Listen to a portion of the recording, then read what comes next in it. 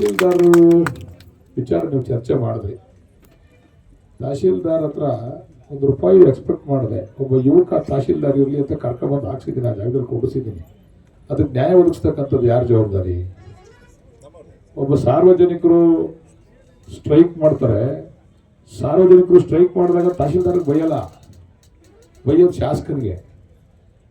ನಾನು ಬಂದಾಗ ಅಲ್ಲಿ ಅಧಿಕಾರಿಗಳೇ ತಪ್ಪು ಮಾಡಿರೋದು. ನಾನು ಅಲ್ಲಿ ಒಂದು ಮೀಟಿಂಗ್ ಕರೆದಿದ್ದೆ. ಅಲ್ಲಿ ಯಾರು ಸ್ಟ್ರೈಕ್ ಮಾಡಿದವ್ರನ್ನ ಕರೆದಿದ್ದೆ, ಅಧಿಕಾರಿಗಳನ್ನ ಎದುರುಗಡೆ ಕುಣಿಸ್ಕೊಂಡಿದ್ದೆ. ಕರೆದು ಕೇಳಿದಾಗ ನಮ್ಮ ಅಧಿಕಾರಿಗಳು ತಪ್ಪು ಮಾಡಿದ್ರು ಅಂದಾಗ ನನಗೆ ಮುಜುಗರ ಆಯ್ತದೋ ಇಲ್ವ ಒಬ್ಬ ಶಾಸಕನಾಗಿ? ಅಂದರೆ ನಾನೊಬ್ಬ ಗ್ರಾಮೀಣ ಭಾಗದ ಶಾಸಕ, ನಮ್ಮ ಆಡ್ಭಾಷೆಯಲ್ಲಿ ಮಾತಾಡ್ಬಿಟ್ಟಿದ್ದೀವಿ, ಕ್ಷಮೆ ಇರಲಿ.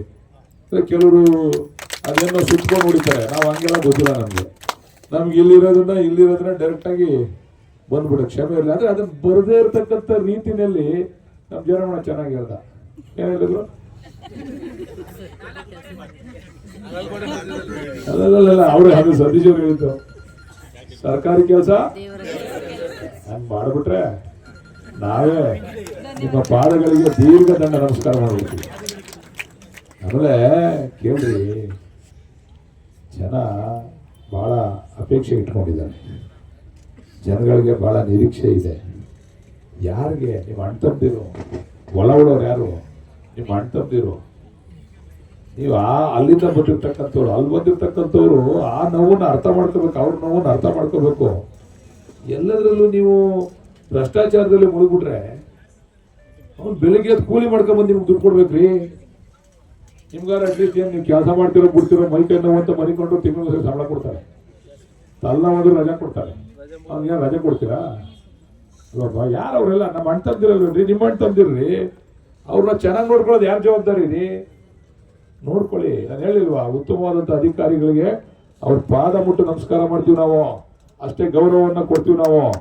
ನಮ್ಗೆ ಯಾರ ಮೇಲೂ ಕೂಡ ಉದ್ದೇಶಪೂರ್ವಕವಾಗಿ ನಾವು ಇಂಥವ್ರಿಗೆ ಬೈಬೇಕು ಅಥವಾ ಇಂಥವ್ರಿಗೆ ಹಿಂಗೆ ಅನ್ಬೇಕು ಅಂತ ಮನಸ್ಸಿನಲ್ಲಿ ಇಟ್ಕೊಂಡು ಹೋದಂಥವ್ರಲ್ಲ ನಾವು.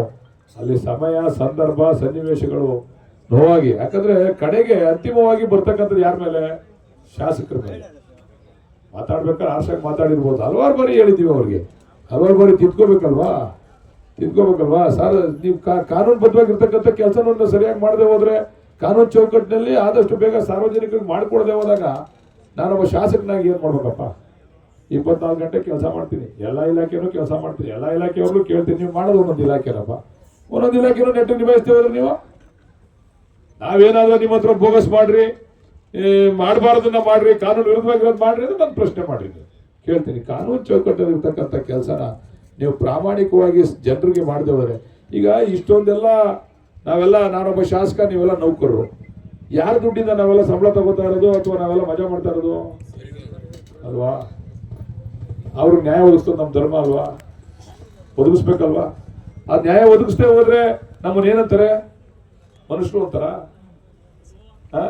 ತಹಶೀಲ್ದಾರರುಗಳು, ಸಬ್ ಇನ್ಸ್ಪೆಕ್ಟರ್ಗಳು, MLA-ಗಳಾಗಿರುವಂಥ ಉದಾಹರಣೆಗಳಿದ್ದಾವೆ, ಕೇಳಿದಿರ ನೀವು? ಯಾಕೆ MLA ಮಾಡ್ತಾರೆ ಜನ ಅವ್ರನ್ನ? ಅವ್ರ ಸೇವೆನ ಒಪ್ಪಿ ರವಿ ಅಂತಕ್ಕಂಥ IAS ಆಫೀಸರು ಅವನು ನಿಧನ ಹೊಂದಿದಾಗ ಇಡೀ ಜಿಲ್ಲೆಯಾದಂಥ ಜಿಲ್ಲೆ ಮರುತ್ತದೆ ಅಂತಂದ್ರೆ, ಅಂತ ಅಧಿಕಾರಿಗಳಿದ್ರೆ ನಾವ್ಯಾಕ್ರಿ ಬೈತೀವಿ? ಹುಡುಕ್ತಾ ಇದೀವಿ ನಾವು ದುರ್ಬಿನ್ ಹಾಕೊಂಡು, ಯಾರು ಒಳ್ಳೆ ತಹಶೀಲ್ದಾರರು ಬನ್ರಿ ಅಂತ ಆ ಪರಿಸ್ಥಿತಿಗೆ ಹೋಗ್ಬಿಡೋದು. ಯಾರು ಒಳ್ಳೆ ಅಧಿಕಾರಿ ಬನ್ರಿ ಅಂತ ದುರ್ಬಿನಾಗಿ ಹುಡುಕುವಂತ ಪರಿಸ್ಥಿತಿ ಬಂದ್ಬಿಟ್ಟಿದೀವಿ. ಇವತ್ತು ವ್ಯವಸ್ಥೆ ಬಹಳ ಹದಗೆಟ್ಟೋಗಿದೆ, ಬಹಳ ನೋವಿನಿಂದ ಹೇಳ್ಬೇಕಾಗ್ತದೆ ಎಲ್ಲನೂ.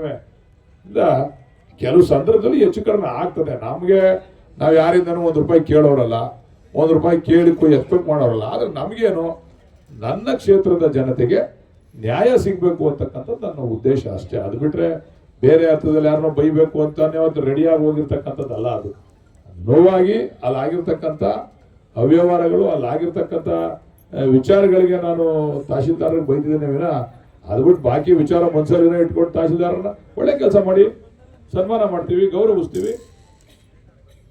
ಸರ್ಕಾರಿ ನೌಕರರು ಒಳ್ಳೆ ಕೆಲಸ ಮಾಡಿದಾಗ ಗೌರವ ಕೊಡ್ತಕ್ಕಂಥ ಕೆಲಸ ಕೂಡ ಮಾಡಿದ್ದೀವಿ. ದಯಮಾಡಿ ಯಾರು ಕೂಡ ಅನ್ಯತಾ ಭಾವಿಸೋದು ಬೇಡ. ನಾನು ಯಾರು ತಪ್ಪು ಮಾಡಿದ್ರು ಕೂಡ ನಮಗೆ ಅದೇನೋ ಮನಸ್ಸು ತಡ್ಕೊಳಕ್ಕಾಗಲ್ಲ. ಮೊದಲಿಂದನೂ ನಾವು ಸ್ವಲ್ಪ ನೇರವಾದಿಗಳು. ಯಾರ ತಪ್ಪು ಮಾಡ್ತಾರೆ ಅಂತಂದ್ರೆ ನೇರವಾಗಿ ಹೇಳೋರೆ, ನಾವು ಹಿಂದೆ ಮುಂದೆ ಹೋಗಿ ಹೇಳಲ್ಲ. ಕೆಲವರು ಬೈದ್ಬಿಟ್ಟು ಹಿಂದೆ ಕರ್ಕೊಂಡೋಗಿ ತಪ್ಪಾಯ್ತು ಅಂತಾರೆ. ಹಂಗೇನಿಲ್ಲ, ನಾವು ನೇರವಾಗಿ ಹೇಳ್ತೀವಿ, ನೇರವಾಗಿ ಮಾತಾಡ್ತೀವಿ. ಒಳ್ಳೆ ಕೆಲಸ ಮಾಡಿ ಗೌರವಿಸ್ತೀವಿ, ಪೂಜಿಸ್ತೀವಿ. ಗೌರವಿಸೋದಲ್ಲ.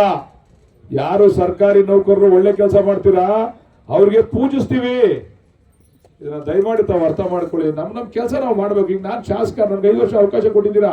ನಾನು ಮನೆ ಮನಿಕಬಹುದು. 5 ವರ್ಷ ತನಕ ನನ್ನ ಕೇಳ್ತಾರೆ, ನಿಮ್ಗೆ 35 ವರ್ಷ ತನಕ ನಿಮ್ನ ಕೇಳ್ತಾರೆ. ಹೆಂಗ್ ಮಾಡಿದ್ರು ನಡೀತದೆ. ಆದ್ರೆ ಅದಲ್ಲ, ನಾವು ನಮ್ಮ ಕೆಲಸಕ್ಕೆ ನ್ಯಾಯ ಒದಗಿಸ್ತಕ್ಕಂಥದ್ದು ಮಾಡಿದಾಗ ಮಾತ್ರ ನಮಗೂ ಆತ್ಮತೃಪ್ತಿ ಇರ್ತದೆ. ಇದು ನಮಗೂ ಆತ್ಮತೃಪ್ತಿ ಇರೋದಿಲ್ಲ. ದಯಮಾಡಿ ಯಾರು ಅನ್ಯತಾ ಭಾವಿಸೋದು ಬೇಡ.